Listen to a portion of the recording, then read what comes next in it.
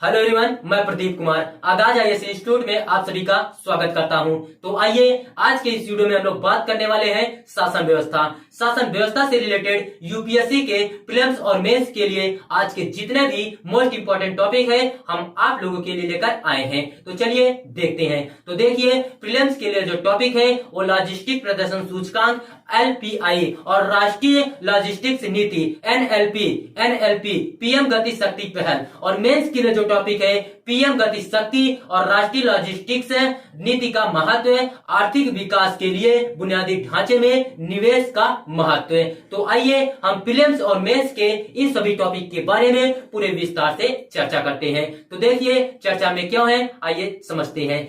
विश्व बैंक द्वारा जारी किए गए लॉजिस्टिक प्रदर्शन सूचकांक एलपीआई 2023 में 139 देशों के सूचकांक में भारत अब 38वें स्थान पर है। वर्ष 2018 और 2014 में भारत क्रमशः 44वें और 54वें स्थान पर था। अतः प्रगति के संदर्भ में वर्तमान में भारत की रैंक काफी बेहतर है। इससे पहले वाणिज्य और उद्योग मंत्रालय ने logistics is across different status LEADS report 2022 जारी की थी। लॉजिस्टिक्स प्रदर्शन सूचकांक क्या है, आइए देखते हैं। एलपीआई विश्व बैंक समूह द्वारा विकसित एक इंटरेक्टिव बेंचमार्किंग टूल है। क्या है? इंटरेक्टिव बेंचमार्किंग टूल है। यह देशों को व्यापार लॉजिस्टिक के प्रदर्शन में आने वाली चुनौतियों और अवसरों की पहचान करने में मदद करता है। यह विश्वसनीय आपूर्ति श्रृंखला कड़ियों और इसे सक्षम करने वाले मूलभूत घटकों को स्थापित करने की सुलभता का आकलन करता है। लॉजिस्टिक की प्रभावशीलता का आकलन 6 कारकों के आधार पर किया जाता है। सीमा शुल्क प्रदर्शन, आधारभूत संरचना की गुणवत्ता, शिपमेंट की सुलभ व्यवस्था, लॉजिस्टिक सेवाओं की गुणवत्ता, प्रेषित वस्तु की ट्रैकिंग और अनुरेखण और शिपमेंट की समयबद्धता। विश्व बैंक ने वर्ष 2010 से 2018 तक प्रत्येक 2 वर्ष में एलपीआई जारी किया, जिसमें कोविड-19 महामारी और सूचकांक पद्धति में संशोधन के कारण वर्ष 2020 में देरी हुई। रिपोर्ट अंततः वर्ष 2023 में प्रकाशित की गई। पहली बार एलपीआई ने 2023 शिपमेंट पर नजर रखने वाले बड़े डेटाबेस से उत्पन्न मैट्रिक्स का उपयोग करके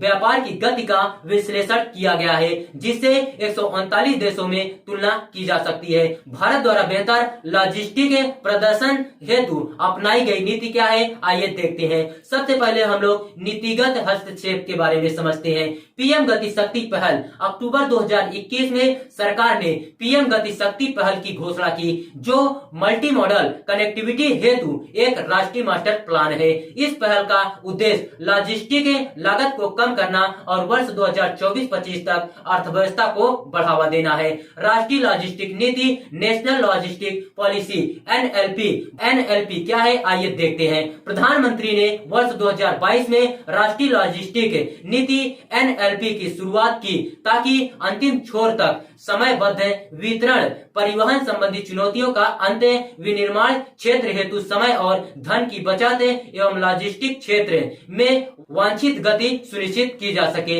ये नीतिगत हस्तक्षेप लाभदायक है, जिन्हें एलपीआई और इसके अन्य मापदंडों में भारत की निरंतर प्रगति में देखी जा सकती है। बुनियादी ढांचे में सुधार। बुनियादी ढांचे में सुधार क्या है, आइए देखते हैं।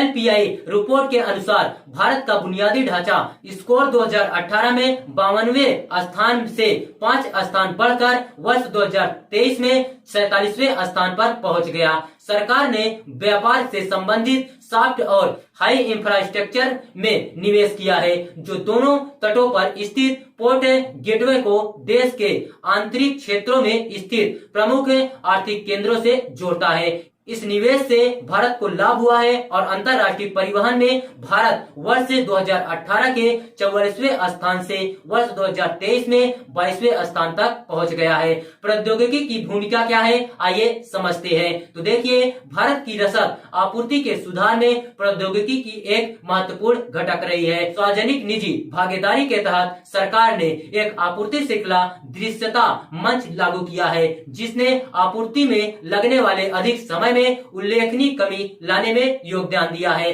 NICDC logistics data services limited कंटेनरों पर रेडियो फ्रीक्वेंसी आइडेंटिफिकेशन टैग लागू करता है, जिससे रसद आपूर्ति श्रृंखला के दौरान एंड टू एंड ट्रैकिंग की जाती है। रिपोर्ट में यह भी कहा गया है कि आधुनिकीकरण और डिजिटलीकरण के कारण भारत जैसी उभरती अर्थव्यवस्थाएं विकसित देशों को पीछे छोड़ रही है। ड्वेल टाइम में कमी, आइए देखते हैं।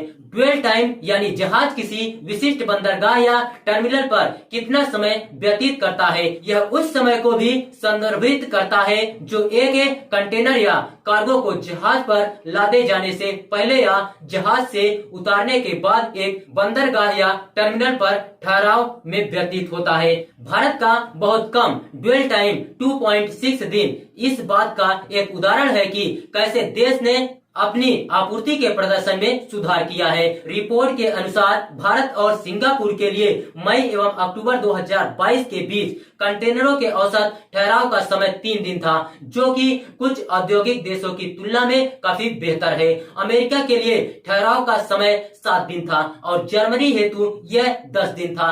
कार्गो ट्रैकिंग की शुरुआत के साथ विशाखापत्तनम के पूर्वी बंदरगाह में ठहराव का समय वर्ष 2015 में 32.4 दिनों से घटकर वर्ष 2019 में 5.3 दिन हो गया। लॉजिस्टिक्स से संबंधित भारत की पहले क्या है, आइए समझते हैं। तो देखिए, माल का बहुविध परिवहन अधिनियम 1993 और मल्टी मॉडल लॉजिस्टिक्स पार्क और डेडिकेटेड फ्रेट कॉरिडोर और सागरमाला परियोजना और भारतमाला परियोजना।